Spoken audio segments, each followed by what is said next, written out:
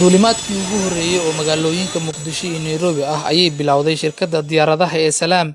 Diyaaraddan oo halkii duulimaadba qaadi karta 100 qof waxay ku biiraysaa shirkadaha diyaaradaha ee ka shaqeeya bixinta duulimaadyada magaalooyinka Muqdisho iyo Nairobi.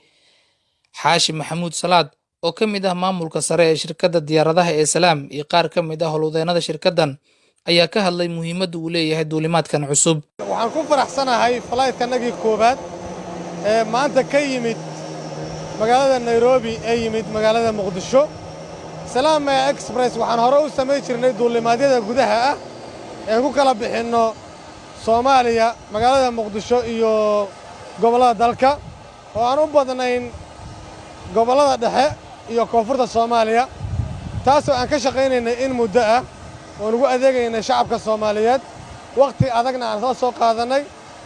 sidaas daraaddeed waxaan go'aansanay inaan kordhino flight-yada oo aan ka dhigno qayb international ah. qaybtiisii koobaadna maanta waxaan ka bilownay Nairobi iyo Muqdisho. insha Allah bikriim waxaan rajaynaynaa inaan balaari doono.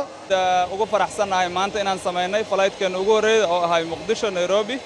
insha Allah aan ku noqon doono isla Nairobi maanta.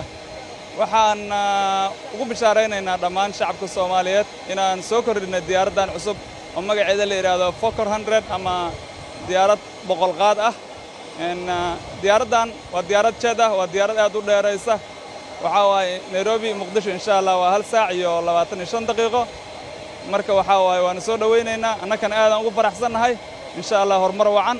Salaam Air Express sharaf ayay noo